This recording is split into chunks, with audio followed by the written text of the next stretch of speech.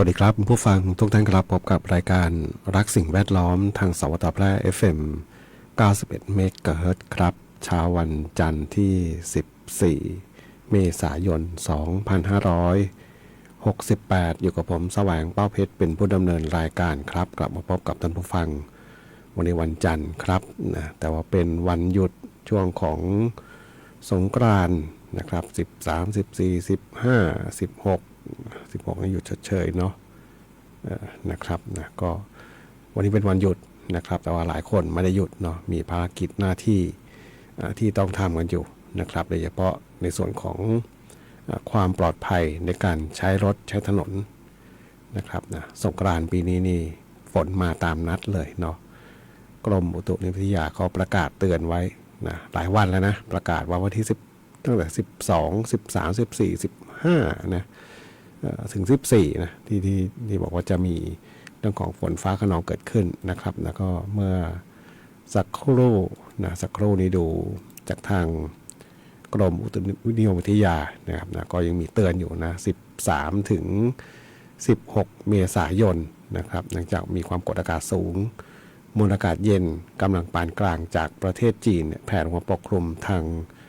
ภาคตะวันออกเฉียงเหนือของประเทศไทยนะครับนะส่งผลให้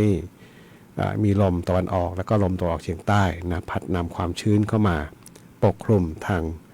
ประเทศไทยตอนบนนะครับนะทำให้มีพายุฤดูร้อนเกิดขึ้นได้ในช่วง13ถึง16นะครับนะเมื่อวานก็ช่วงบ่ายเนาะที่จริงก็ครึมตั้งแต่เช้าเมื่อวานเนี่ย13เมื่อวานผู้จัดรายการเข้าเวรอยู่ก็โอ้นะที่แรกก็มันร้อนอบอ้าวเนาะสักบ่ายเท่าไหร่บ่าย3นะบ่าย2บ่าย3นะลุ่มล่ำมา ฝนลมนิดหน่อยนะแต่ว่าฟ้าก็ลุ่มล่ำอยู่เนาะฝนที่ตกเรียกว่าเอาเรื่องเลยล่ะนะเขตเมืองนี้นะครับนะเป็นกลุ่มเมฆที่ล่องลงมานะเท่าที่ดูนะจากทางงาวทางอำเภอ2นะครับนะแล้วก็เช้านี้นะตื่นเช้าไปเสียงปอแปะนะตกเยอะน้อยบ้างนะครับนะแต่ว่าพอเรียกว่าดับฝุ่นไปเลยนะครับนะดูค่าอากาศหมายถึงค่า AQI นะครับนะคุณภาพอากาศเนี่ยวันนี้นี่ต้องบอกดีมากเลยนะทางเมืองแพร่1 2 1 2 3 1นี่ดีที่สุดเลยเนาะคุณภาพอากาศดีมากเลยบอกที่ปลาแดงช่อแฮนะครับนะที่รพสตปลาแดงนะก็มีจุดวัดอยู่อันนี้ผมไม่ได้ดู Air 4 ไทยนะเด่นชัยนี่ก็3นะมี1เอาทางเมืองแพร่ดีมากเลยล่ะ1กับ3นะครับนะมีจุดเดียวตอนนี้นะที่คุณภาพอากาศยังไม่ค่อยดีที่แม่ทะลำปางนะครับยังอยู่ในกลุ่มอยู่ในสีส้มนะนอกนั้นทางโซนภาคเหนือนี่เกือบทุกที่เลยเป็นสีฟ้าหมดนะครับนะเป็นสีฟ้าทั้งหมดเลยแล้วก็มีโซนทางแม่ฮ่องสอนที่ยังไม่ดีอยู่นะครับนะเข้าใจว่าน่าจะยังไม่มีฝนตกเนาะนะครับนะนี่คืออิทธิพลของพายุฤดูร้อนนะครับนะที่เรียกว่าต้องบอกว่าจะใช้คำว่าผลกระทบก็ไม่ได้เนาะลมไม่ค่อยมี นะแต่ว่าได้รับผลดีก็คือดับฝุ่นดับควันนะเรียกว่าอากาศดีขึ้นมาแบบทันตาเห็นเลยนะครับนะอะไรนะฟังทางวิทยุฝนตกเลยไม่แว้นไปเลี้ยงรุ่น เห็นที่ว่าฟังคอมเมนต์อยู่นะช่วงนี้เป็นช่วงของสงกรานต์นะครับนะหลายคนก็มีความสุขสนุกสนานไม่รู้จะหนาวในสงกรานต์เนี่ยนะเมื่อวานนี้ก็นะไม่เห็นมีก็เห็นมีบ้างเนาะเห็นในส่วนของการเล่นน้ำสาดน้ำมีบ้างเนาะนะแต่วันนี้นี่เอาเรื่องน่าจะหนาว นะครับสงกรานต์เมืองแพร่นี่ยังอีกหลายวันนะครับหลักๆก็วันที่17แหละนะที่มีขบวนแห่นะครับไปฟังเพลงกันก่อนครับนะกับช่วงเวลาของรายการรักสิ่งแวดล้อมครับ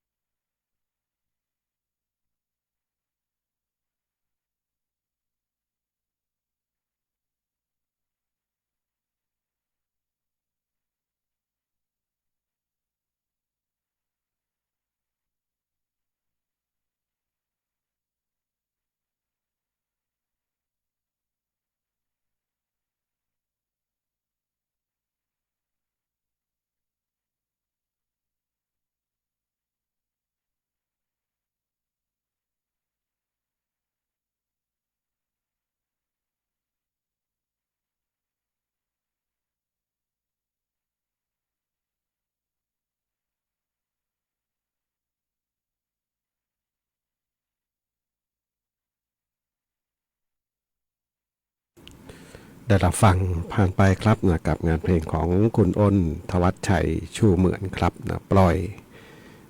อยวาง เป็นหนึ่งบทเพลงนะที่ท่านผู้ฟังได้ทำถึงเข้ามาในช่วงเวลาของรายการรักสิ่งแวดล้อมทางสวทแพร่ FM 91 เมกะเฮิรตซ์ครับนะซึ่งคุณผู้ฟังนั้นสามารถที่จะรับฟังได้ทุกวันจันทร์จนถึงวันศุกร์ครับหลังจากรับฟังข่าว 9 นาฬิกาถึงเวลา 10 นาฬิกานะครับนะช่วงนี้เป็นช่วงของสงกรานต์นะครับนะสงกรานต์นะครับวันปีนี้ต้องบอกว่าเป็นปีหนึ่งนะที่เอาเป็นภาพรวมแล้วกันเนาะต้องถือว่าค่อนข้างที่จะคึกคักนะดูข่าวดูข่าวสารต่างๆนะครับนะในหลายๆที่นะเขาจะมีจุดก็เลยนะเล่นน้ำเนาะเล่นน้ำสาดน้ำโดยทั่วไปเนี่ยจะอยู่วันที่13นะเพราะว่า13นี่จะเป็นวันสงกรานต์ตามปฏิทินนะสงกรานต์นะภาคกลางก็ส่วนใหญ่จะเป็น13นี่แหละเนาะนะครับน้องก็จะเลื่อมๆไปบ้างอะไรไปบ้างนะครับนะก็แล้วแต่โอกาสความเหมาะสมนะครับนะเพราะว่าแต่ละจังหวัดเนี่ยนะครับนะงานประเพณีสงกรานต์นี่ก็ที่จริงมันคล้ายๆกันเหมือนกันเนาะนะเพียงแต่ว่าการจัดงานเนี่ยเพื่อความยิ่งใหญ่เพื่ออะไรให้ผู้คนนะเดินทางเข้ามาท่องเที่ยวเนี่ยนะเขาก็มักจะจัดกันเลื่อมวันกันเนาะให้คนได้มีโอกาสเข้ามาเที่ยวกันนะยกตัวอย่างเนี่ยอย่างที่บ้านผู้จัดรายการเนี่ยนะนครสวรรค์เนี่ยตำบลเล็กๆก็จริงนะแต่ว่าส่งน้ำพระของวัดมี3วัด วัดเหนือวัดกลางวัดใต้นะครับนะตำบลเดียวกันนี่แหละนะเวลาเขาส่งน้ำพระเนี่ยเขาจะจัดคนละวันกันนะครับนะวัดเหนือวัดกลางวัดใต้นะเพื่อให้คนได้ไปเที่ยวนะทั้งนี้เป็นตำบลเล็กๆกันนะก็จะจัดเงี้ยเนาะเช่นเดียวกันนะในระดับจังหวัดก็เหมือนกันนะมีการจัดเลื่อมวันกันนะครับก็ให้ผู้คนได้มีโอกาสนะสนุกสนานกันนะครับนะแล้วก็ปีนี้บอกว่าคึกคักเป็นพิเศษนี่ก็เพราะว่าทางภาคเหนือเรานี่นะที่เชียงใหม่ปีนี้ทางนายกรัฐมนตรีนะอยู่มาเชียงใหม่เนาะมาอยู่เชียงใหม่แล้วก็รัฐมนตรีหลายท่านก็มาอยู่ทางเชียงใหม่เนาะทั้งรัฐมนตรีเองทั้งดาราก็บางส่วนเนาะนะครับนะนักการเมืองทางขั้วฝ่ายค้านก็มีนะครับนะเท่าที่เห็นอยู่นะครับก็ต้องบอกว่าสีสันเชียงใหม่ปีนี้ต้องบอกคึกคักนะครับนะของเชียงใหม่เขาเนาะแต่ว่าภาคเหนือโดยรวมก็ถือว่าจัดกันยิ่งใหญ่นะปีนี้นะครับมาดูเรื่องของอุบัติเหตุทางถนนนิดนึงนะเดี๋ยวนี้จะออกรายการก่อนเนาะมีภารกิจนะเกี่ยวกับอุบัติเหตุทางถนนนี่แหละนะครับวันนี้นะครับวันที่13เมษายนเนี่ยนะภายใต้การอำนวยการของนายสมชัยเลิศประสิทธิพันธ์นะผู้ว่าราชการจังหวัดแพร่นะซึ่งเป็นผู้อำนวยการศูนย์อำนวยความปลอดภัยทางถนนของจังหวัดแพร่เนี่ยนะครับนะมีการรายงานเรื่องของอุบัติเหตุทางถนนนะครับโดยป้องกันและบรรเทาสาธารณภัยจังหวัดแพร่เนี่ยนะ13เมษายนนะซึ่งเขาบอกเป็นวันที่3นะของการรณรงค์เนี่ย13นี่มีอุบัติเหตุเกิดขึ้นจำนวน8ครั้งนะผู้บาดเจ็บ12รายเป็นชาย8หญิง4นะครับไม่มีผู้เสียชีวิตนะครับสะสม3วันเนี่ยนะ11ถึง13เมษายนเนี่ยเกิดอุบัติเหตุไปแล้ว21ครั้งนะบาดเจ็บถึงขั้นแอดมิดเนี่ยจำนวน27รายเป็นชาย14หญิง13ยังไม่มีผู้เสียชีวิตนะครับนะของจังหวัดแพร่เรานะครับนะก็อยากให้สถิติเนี่ยหยุดแค่นี้แหละนะอุบัติเหตุต่างๆก็เรามาระวังนิดนึงนะเส้นทางระดับเส้นทางที่การขับขี่ต่างๆผมเห็นอันนี้ผมผ่านทุกวันเนาะตรง3แยกบ้านเวียงทองเนาะเขากำลังมีการปรับปรุงช่องจราจรอยู่นะครับนะคือทราบว่าจะเป็นจุดมีสัญญาณไฟจราจรแล้วแหละนะตรงนั้นนะเพราะมีรถเข้าออกเยอะเนาะก็กำลังปรับปรุงถนนอยู่นะแล้วก็เข้าใจว่าเอาเป็นแค่รถในท้องถิ่นนี่เองนี่แหละนะก็ยังลำบากเลยเนาะเพราะว่าเส้นทางยังไม่ชัดเจนเท่าไหร่นะครับนะแล้วก็มีการชะลอตัวมีรถที่กลับรถในขณะที่ยังไม่มีสัญญาณไฟตอนนี้นะครับนะก็ทำให้รถค่อนข้างที่จะติดขัดนิดนึงเนาะแล้วก็เมื่อวานขับขี่รถมาช่วงเข้าเวรก็เห็นรถที่มาจากที่อื่นนะเข้าใจว่าอย่างนั้นเลยแหละนะไม่แน่ใจว่าหลุดรอดเข้ามาหลงหรือเปล่า รถป้ายทะเบียนกรุงเทพนะเข้ามา 3-4 คันแล้วก็แบบเหมือนแบบ สงสัยไม่แน่ใจเนาะชะลอกันแล้วก็เหมือนกับว่างงเลยสักอย่าง เข้าใจว่าอาจจะหลุดหลงมาเนาะนะครับเนี่ยเพราะมีเป็นไปได้เนาะรถขึ้นมาทางเหนือเนี่ยบางทีอาจจะหลุดเลยเข้ามาเข้าเขตเมืองเนาะก็เลยไม่แน่ใจอะไรบางอย่างนะหรือว่าเขาอาจจะแต่เดิมมีลักษณะแบบนี้แต่ทำไมมันเปลี่ยนไปแบบนี้เนาะเพราะว่าตรงจุดนั้นยังทำถนนอยู่นะก็เอาเป็นว่าเรามาระวังนิดนึงเนาะเส้นทางต่างๆที่ใช้รถใช้ถนนกันนะครับไปฟังเพลงกันต่อครับกับช่วงเวลาของรายการรักสิ่งแวดล้อมครับ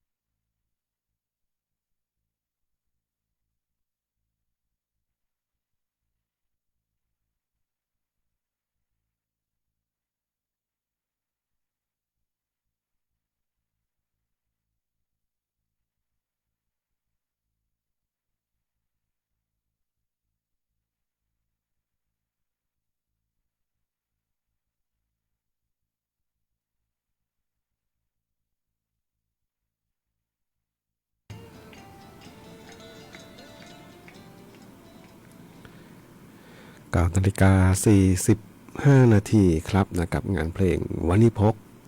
นะครับของคาราบาวส่งมอบเป็นความสุขสำหรับผู้ฟังที่ติดตามรับฟังรายการรักสิ่งแวดล้อมทางสวทแพร่ FM 91 เมกะเฮิรตซ์ครับวันนี้เนี่ยฝนฟ้าทางภาคเหนือเนี่ยฝนฟ้าขนอง160ของพื้นที่นะครับมีลมกระโชกแรงและมีลูกเห็บตกในบางแห่งนะครับนะบริเวณที่ฝนตกหนักที่เขาคาดการไว้ก็คือทางแม่ฮ่องสอนเชียงใหม่ลำพูนลำปางสุโขทัยและจังหวัดตากนะครับดูจากแผนที่ฝนวันนี้นี่จะอยู่โซนด้านตะวันตกนะด้านตะวันตกนะครับนะก็เข้าใจว่า